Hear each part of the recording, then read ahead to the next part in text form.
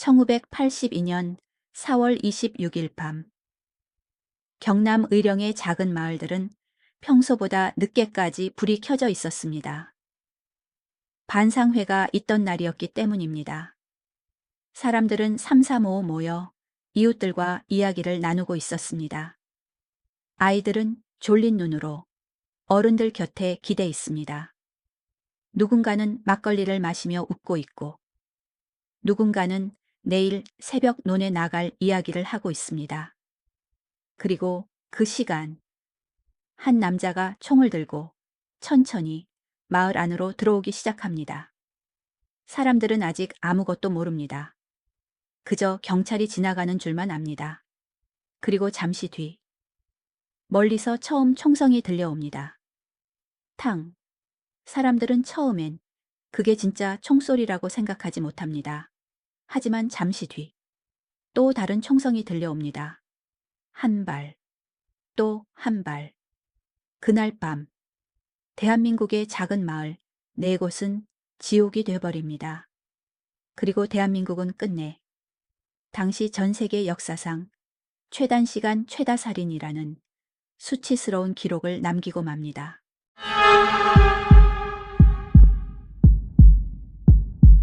우범고는 원래 청와대 경비 업무를 맡던 경찰이었습니다. 하지만 그의 성격은 거칠었습니다. 술만 마시면 욕설과 폭력이 이어졌고, 사람들은 그를 두고 미친 호랑이라고 부를 정도였습니다. 결국 그는 문제를 일으킨 끝에 지방으로 내려오게 됩니다. 경남 의령의 작은 지서. 그곳에서 그는 한 여성과 동거를 시작합니다. 하지만 동거녀의 가족들은 두 사람의 관계를 끝까지 반대합니다. 이유는 단 하나였습니다. 우범곤의 술버릇. 술만 마시면 사람이 달라졌기 때문입니다.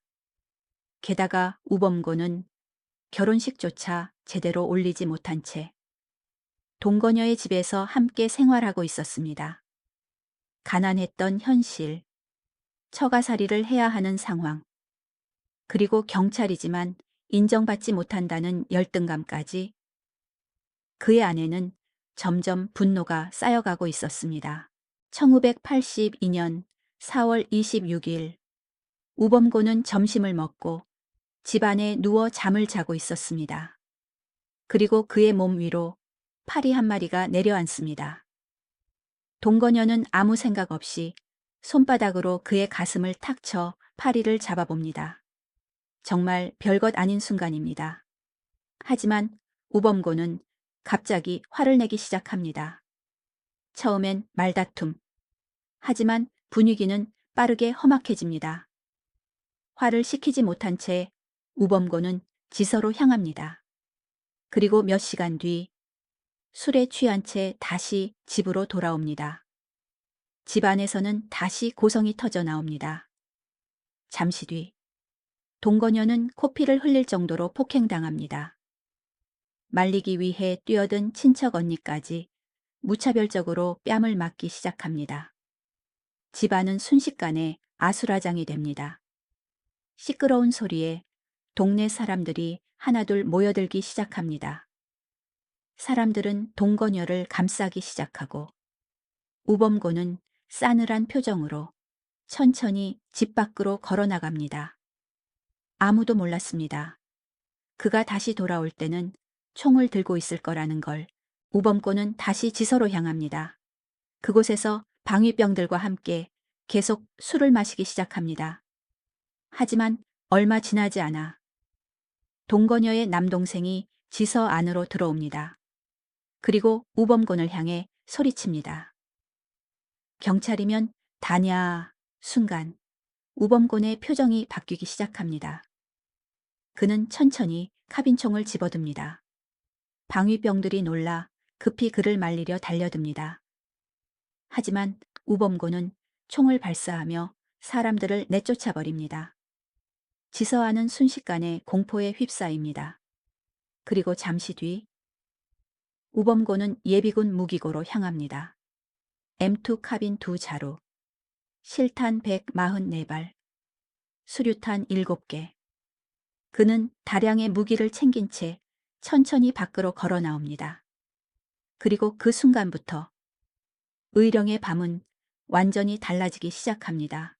그 시각, 의령의 작은 마을들은 여전히 반상회가 이어지고 있었습니다. 사람들은 이웃들과 둘러앉아 평범한 이야기를 나누고 있습니다. 누군가는 막걸리를 따라주고 누군가는 졸고 있는 아이를 품에 안아봅니다. 그리고 그 시간, 총을 든 우범군이 천천히 마을 안으로 들어오기 시작합니다. 사람들은 아직 무슨 일이 벌어지고 있는지 알지 못합니다. 그저 경찰이 순찰을 도는 줄만 압니다. 그도 그럴 것이 우범군은 경찰 제복을 입고 있었기 때문입니다. 게다가 당시에는 무장 공비가 종종 출몰하던 시대였습니다. 그래서 총을 들고 나타난 경찰을 보고도 사람들은 오히려 안도합니다. 우범고는 불이 켜진 집을 찾아다니며 차분한 목소리로 주민들을 안심시키기 시작합니다. 간첩이 나타났습니다. 걱정하지 마세요. 확인만 하고 가겠습니다. 사람들은 경찰인 우범곤을 의심하지 못합니다. 누군가는 안도의 한숨을 내쉬며 문을 열어줍니다. 그리고 그 순간 총성이 터져 나옵니다. 탕! 우범곤은 반상회를 하던 집 안으로도 들어갑니다. 사람들은 갑자기 들이닥친 경찰을 바라봅니다. 하지만 우범곤은 아무 말 없이 총구를 천천히 움직입니다. 그리고 조용히 사람들을 향해 정조준한 반가세를 당기기 시작합니다. 탕, 탕. 좁은 방 안은 순식간에 아수라장이 됩니다. 사람들은 비명을 지르며 몸을 숨겨보지만 총성은 멈추지 않습니다. 사람들은 다급하게 도움을 요청하려 합니다. 하지만 이상합니다. 전화가 연결되지 않습니다. 그날 밤 우범고는 가장 먼저 우체국으로 향했습니다.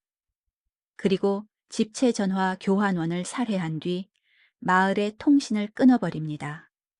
총성이 울리는 순간에도 교환원들은 끝까지 외부로 전화를 연결하려고 합니다. 떨리는 손으로 코드를 붙잡고 누군가는 울부짖으며 도움을 요청해 봅니다. 하지만 얼마 지나지 않아 전화선 너머로 비명만 남기고 통신은 완전히 끊겨버립니다. 마을은 완전히 고립됩니다. 밖에서는 계속 총성이 들려오는데 누구에게도 연락할 수 없습니다. 어디에 도움을 요청해야 하는지도 알 수 없습니다. 사람들은 급히 불을 끄기 시작합니다. 아이를 품에 안고 방 구석으로 몸을 웅크려 봅니다. 혹시라도 인기척이 들릴까 숨소리조차 죽여봅니다. 밖에서는 발소리가 점점 가까워집니다. 사박, 사박. 그리고 잠시 뒤 문 두드리는 소리가 들려옵니다. 쿵, 쿵. 심장이 내려앉기 시작합니다. 사람들은 서로의 입을 틀어막은 채 숨조차 제대로 쉬지 못합니다. 그리고 그 순간 멀리서 다급한 목소리가 들려옵니다. 불 꺼요. 빨리 불 끄세요. 택시 한 대가 골목 사이를 다급하게 지나가고 있습니다. 한 택시 기사가 목숨을 걸고 마을 사람들에게 위험을 알리고 있었던 겁니다. 사람들은 급히 불을 끄고 집안 깊숙한 곳으로 몸을 숨겨봅니다. 하지만 그 택시 기사 역시 끝내 살아 돌아오지 못합니다. 총성은 멈추지 않습니다. 한 집, 그리고 또 한 집. 우범고는 불이 켜진 집을 찾아다니며 계속 반가세를 당기기 시작합니다. 아이들이 있는 집에도, 잠든 가족들이 있는 집에도. 그는 망설이지 않습니다. 평촌리의 한 상갓집 안. 사람들은 갑자기 들이닥친 총성에 몸을 피할 틈조차 없습니다. 방 안은 순식간에 아수라장이 됩니다. 그리고 잠시 뒤 우범고는 붉은 빛으로 물든 방 안을 천천히 걸어 나갑니다. 그 순간 뒤쪽 어딘가에서 갓난아기 울음소리가 들려옵니다. 잠시 걸음을 멈춘 우범고는 천천히 뒤를 돌아봅니다. 아직 안 죽은 게 있어? 그리고 잠시 뒤 다시 총성이 들려옵니다. 탕. 그날 밤 우범고는 어린아이들까지 가리지 않습니다.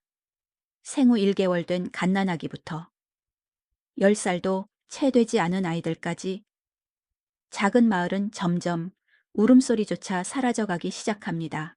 그 시각 주민들은 경찰이 곧 올 거라고 믿어봅니다. 하지만 마을 밖 경찰들의 움직임은 이상할 정도로 늦었습니다. 멀리서 들리는 건 사이렌이 아니라 또 다른 총성뿐입니다. 그 시각 근무지를 비우고 온천 접대를 받다 돌아오던 경찰들은 주민들에게 다급한 신고를 받습니다.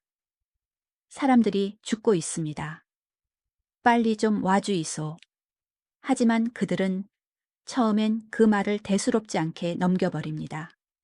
그리고 지서에 도착해서야 우범곤이 총기를 탈취했다는 사실을 듣게 됩니다. 순간 한 경찰이 이렇게 말합니다. 총격 현장에 내가 없어서 다행이다. 사람들은 지금 죽어가고 있는데 경찰은 이미 공포에 질려버린 상태였습니다. 잠시 뒤 무장한 경찰들이 현장으로 향합니다. 하지만 이상합니다. 그들은 우범곤이 향한 방향이 아니라 반대 방향으로 움직이기 시작합니다. 그리고 그 사이에도 마을에서는 계속 총성이 들려옵니다. 자정이 가까워질 무렵 다른 지역 경찰들과 전투 경찰들까지 도착하기 시작합니다. 하지만 그들 역시 선뜻 마을 안으로 들어가지 못합니다. 어두운 시골길, 어디서 총알이 날아올지 모른다는 공포.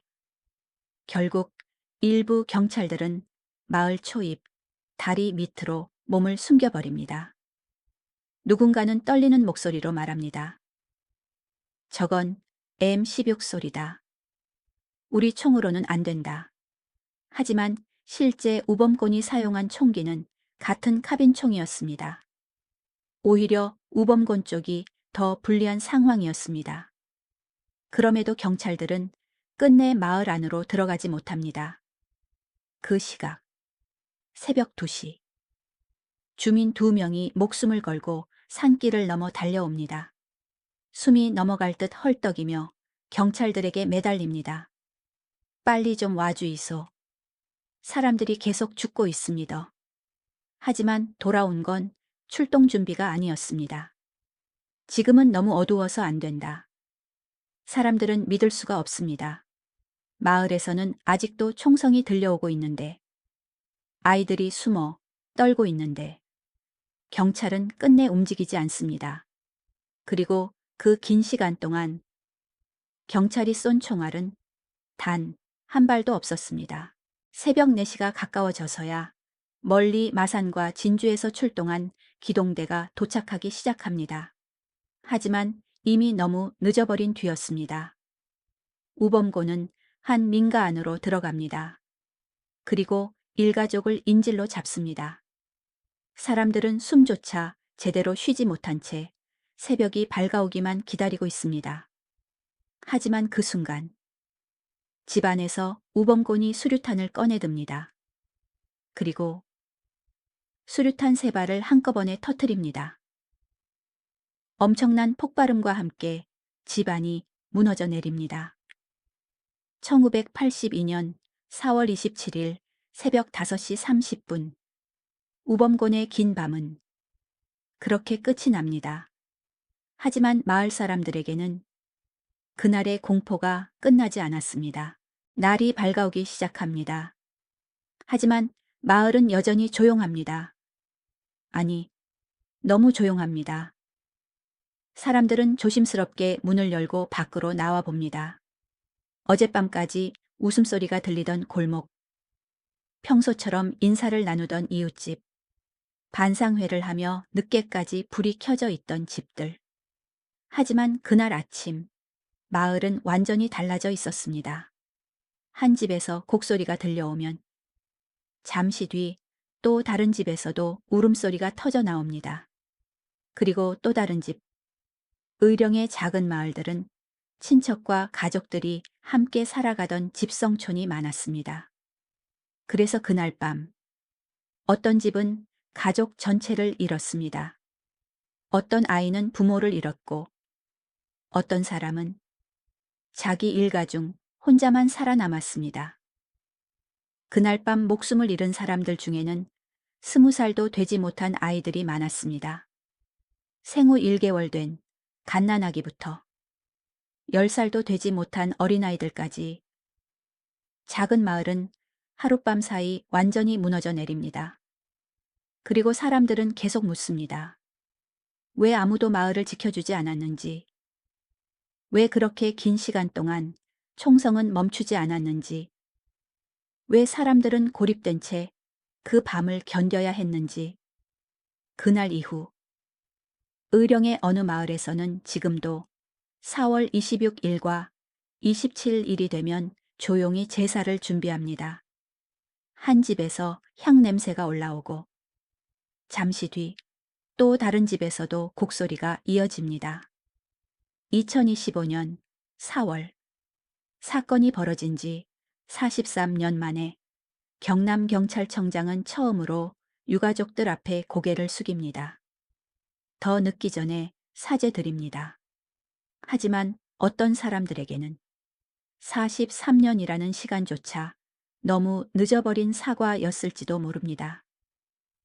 우범곤 총기 난사 사건. 대한민국 역사상 가장 수치스럽고 끔찍했던 밤 중 하나였습니다. 그리고 어떤 사람들에게는 가족의 시간이 그날 밤 멈춰버렸습니다.